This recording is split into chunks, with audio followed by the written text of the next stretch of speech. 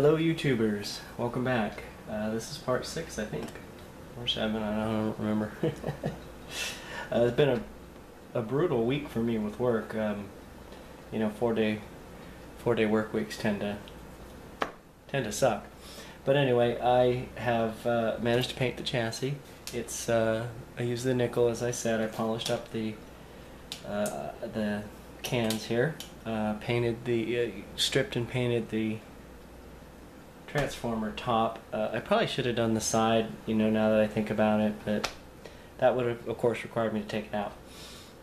I drilled a couple holes in the wet electrolytic, and I drained out the solution. I think they said, I think I read on it was boric acid they used, so I guess it's not very harmful. Of course, I wouldn't drink it, but so I'm going to let this dry out, and I'll put it back. I cleaned up the gross stuff off of it that had leaked out. I painted the tube shields. I did tape the insides so that it'll still ground over here. And I used some chrome paint that I have. The problem is when I get home from work, it's almost dark, and I shouldn't be painting in the dark, but you know, it looks better in the dark. But oh well, you know, it needs to be protected, and you know, most people don't look behind the radio. I'm okay with it for now. I mean, I'll do better in the future. Started putting the tuning condenser back together. It did turn out really nice, and I re-lubed it, and it still runs real smooth, real quick, back and forth. I also used some clear enamel on the bulb shield and the lamp there.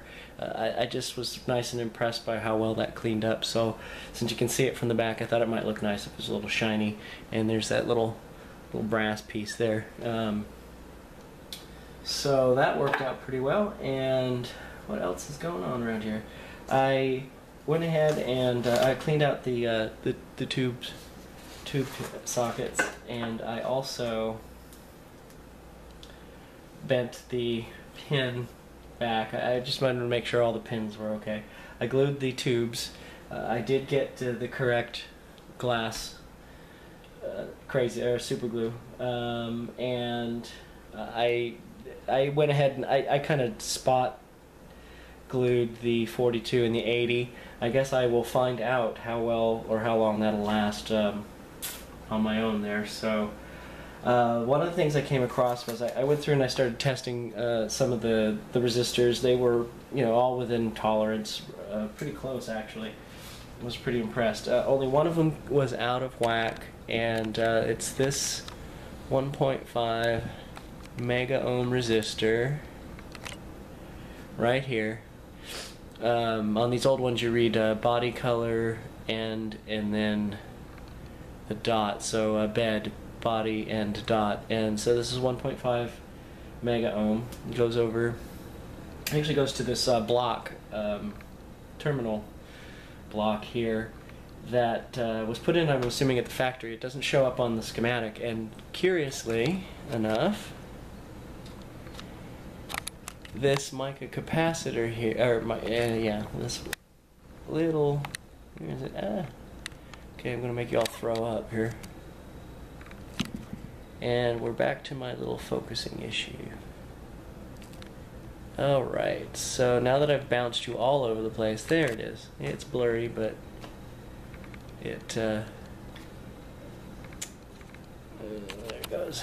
Alright, so you can see it's blue, blank, and yellow. The part number on that I matched up on Philco Repair Bench, and it's 110 microfarad. I mean picofarad. It isn't on the schematic that I have, so I went and looked them up, and I found another schematic. The 75 to the IF can is here, and it's the in this schematic, the 75 tube, as you can see, they had diode 1 and diode 2 connected together. This is the original schematic. There was a second issue of this schematic here I got, this is the writer's one. Unfortunately, from Nostalgia Era, and this was pretty poorly scanned. But there's the 75 tube, and there you can see the 110 picofarad capacitor, and it's on this schematic, but not this one. Isn't that nice? Well, obviously there's not a whole lot I can do about that because I don't know if there was a third schematic or if Philco just forgot to put it on there. I wouldn't be surprised if they did. But I was reading the writer stuff I downloaded, and apparently they had at least 15 production runs. I do realize this was a really popular radio, but it's just kind of weird. I mean, not weird, but it's just kind of interesting to see how many changes there were. This isn't complete, so I ordered some schematics from Chuck Schwark, and I was hoping they'd be in today, but they weren't. And maybe they'll be in tomorrow. I know he got my check, so anyway, the other thing I noticed is the wave trap looks like maybe when it was dropped, because there was some of this material that it's not quite, I don't know what that material is. It's like a crunchy wax, but you can see it's damaged here. So I don't know if that's any good. I was watching John's video on his 630B, his 1936 630, which also has a wave trap in it, and he was saying that he found out that you can just eliminate this from the circuit, and I guess the radio would work. I don't know. We'll find out if this is working. It must, like I said, the radio did work. You heard it. So I'm just going to assume that's okay. If it's okay, I think what I'll do is I'll just put a little bit of liquid tape over that, because I can see the coil. They don't really look damaged, but you know, I don't want any gunk getting in there or whatnot. So if it's still good, we'll go ahead and put some liquid tape on it. That's pretty much all I can think of right now. I gotta order my grommets. I haven't ordered from Radio Days yet. I need to get some wire, I think.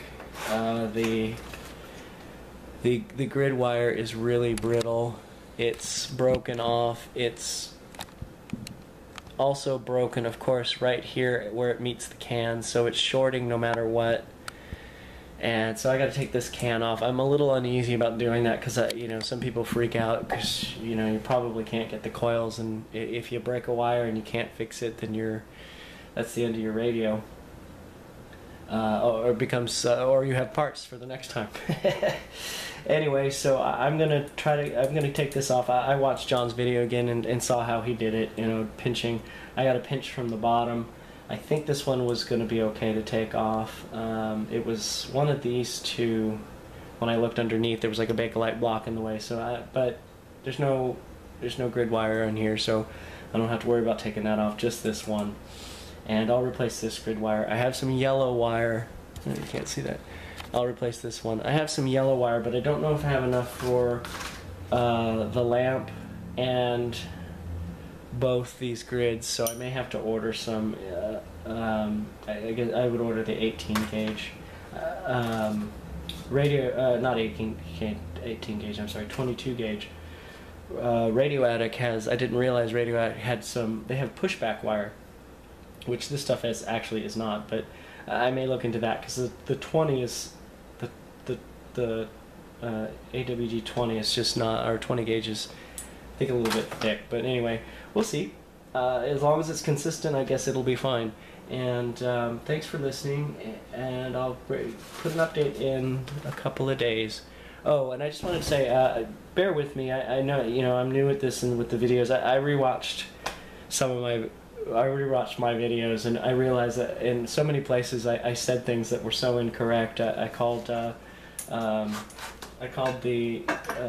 composition resistors oxide, and I guess at one point when I was talking about the amps, I said 4 amps and 5 amps, and I know that I know it's 0.04, 0.05. So bear with me. Nobody's said anything, nobody's complained or anything, but of course then again nobody's watching my videos either. So anyway, thanks for stopping by, and I will give you an update hopefully in a day or two, possibly early next week. Talk to you later. Thanks for watching.